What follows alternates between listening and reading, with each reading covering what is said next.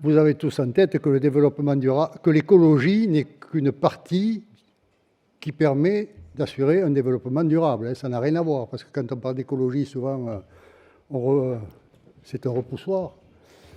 Alors, toujours dans la préservons la planète, j'ai voulu faire intervenir, parce que vous savez que j'aime bien les sujets un peu qui dérangent, Monsieur le docteur Arthur, oui c'est Arthur, c'est ça, Ferrero, en plus il vient de Toulouse, ce qui, je pouvais que le faire intervenir, et qui va nous parler de notre impact carbone, de l'impact carbone de certains de nos actes. C'est dans la ligne de ce qu'on vient de voir. C'est le président de l'association Green Cataract.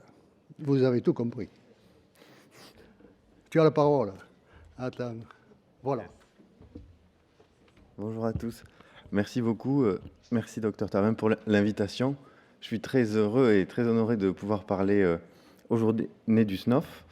Donc, on a commencé avec l'association Green Cataract en 2019, où on s'est rendu compte, quand on regardait les sacs poubelles au bloc opératoire, de tous les déchets que l'on générait. Et donc maintenant, l'écologie est au cœur des sujets d'actualité. Il y a le SHIFT Project qui a sorti son rapport cette année sur l'impact de la santé sur l'environnement. Et donc on voit bien que les problèmes environnementaux engendrent des malnutritions, des maladies infectieuses, des problèmes de santé au travail, etc. Et tout ça va augmenter la pression des risques sur les services de santé. Donc on aura de plus en plus besoin de médecins et de soignants. Et donc comme nous, on génère du CO2, on va augmenter la pression aussi sur la planète. Donc santé et climat, c'est vraiment une relation bilatérale. Et le système de santé français, c'est une structure unique qui est capable d'affronter donc les enjeux climatiques. Donc le secteur de la santé, c'est 10% des emplois en France.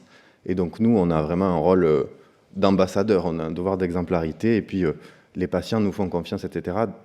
En particulier les ophtalmologistes, où on est un petit peu en avance sur les pratiques par rapport aux autres spécialités. Donc nous, on en est déjà à faire le bilan carbone de nos chirurgies. Donc le bilan des émissions de la santé, c'est 8% des émissions nationales.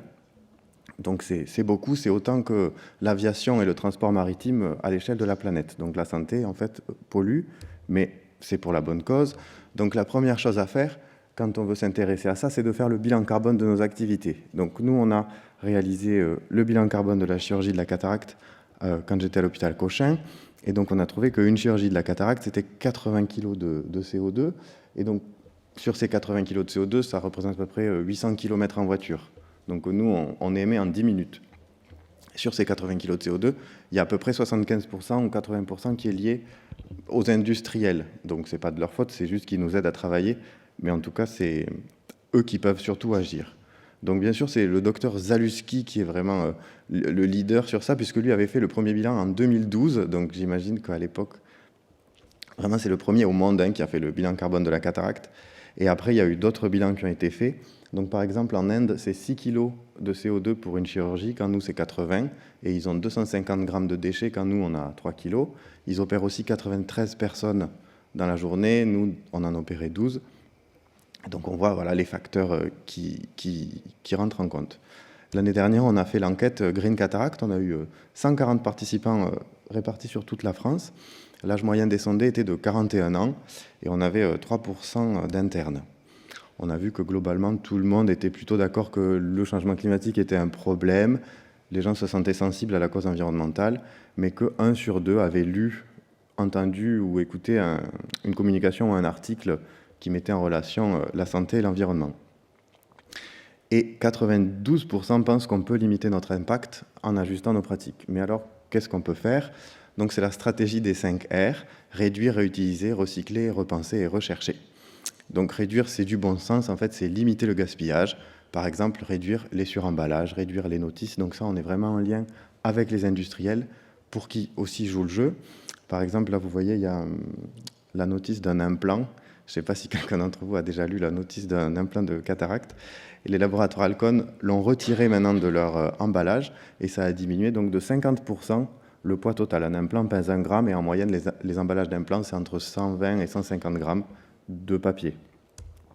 Ensuite, on peut faire des packs personnalisés. Par exemple, au bloc, on sait qu'on nous sert des boîtes. Et donc, dans notre enquête, on a retrouvé que presque un chirurgien sur 2 se fait servir un instrument stérile sur sa table qu'il ne va pas utiliser. Donc, c'est clairement du gaspillage et du bon sens ça prend 2 minutes d'appeler la pharmacie ou ses fournisseurs pour ajuster ses packs et donc diminuer son impact. Réduire les distances parcourues, donc ça c'est à l'échelle de la planète, d'où proviennent les implants de nos sondés. Donc on voit qu'il y en a quand même un quart qui est français, l'autre quart européen, mais après ça vient d'un peu partout. On peut aussi réduire le transport, mais bon, on ne va pas résoudre le problème de la mobilité. La distance moyenne parcourue est de 14 km, avec un bon tiers en voiture, mais ça c'est vraiment pour l'anecdote. Le matériel réutilisable, donc on voit que quand on commence une chirurgie de la cataracte, on va déballer du plastique et du papier qui va être jeté instantanément. On a beaucoup travaillé avec le matériel jetable au moment de Creutzfeldt-Jakob et quand on a augmenté nos volumes opératoires où les stérilisations ne suivaient plus. Maintenant, on peut se reposer la question de mettre en place des boîtes avec des protocoles plus simples de stérilisation. Réutiliser les tenues de bloc. Maintenant, on est presque 1 sur 2 à avoir des tenues en plastique au bloc opératoire qui sont probablement mauvaises pour la santé, mais en plus génèrent des déchets. Et recycler, donc améliorer la gestion des déchets. On a réussi à retirer presque toutes les poubelles jaunes des blocs. J'espère que vous n'avez plus aucune poubelle jaune dans vos blocs opératoires. Ça ne sert à rien, donc les déchets de la cataracte ne sont pas contaminés. Ils peuvent aller dans des poubelles classiques de déchets ménagers. Ça coûte déjà 9 fois moins cher à détruire, donc c'est 100 € versus 854. Et ça produit 3 fois moins de CO2. Une tonne de déchets d'acerie produit 1 tonne de CO2, alors qu'une tonne de déchets ménagers produit que 362 kg. Voilà, et donc nous on a même réussi à faire une filière plastique et une filière carton au bloc. Et après repenser les flux, en effet, il est important d'optimiser les flux au bloc, d'opérer beaucoup de patients dans la même matinée avec la même ressource de bâtiments et de personnel, et beaucoup plus efficient que d'opérer que 3 ou 4 personnes même si on n'a que du matériel réutilisable. On joue avec les industriels et aussi il faut se faire aider de nos établissements. Il faut continuer les études parce qu'on ne sait pas vraiment si l'usage unique est vraiment pire que le réutilisable, parce qu'il faut quand même penser à l'énergie pour stériliser et à l'eau, et continuer les analyses de cycle de vie. Donc notre étude, elle a été reprise dans le Lancet, donc on est très content. Ils ont analysé 750 articles, ils en ont gardé 16, et leur conclusion, c'est que finalement, heureusement que c'est les Indiens qui opèrent le plus de cataractes avec leurs faibles émissions, par rapport à nous, si c'était les Français qui devaient les opérer, on polluerait plus. Donc, où est-ce qu'on en est ? On a publié l'étude, on organise des ateliers participatifs, on a fait l'enquête nationale qui va sortir.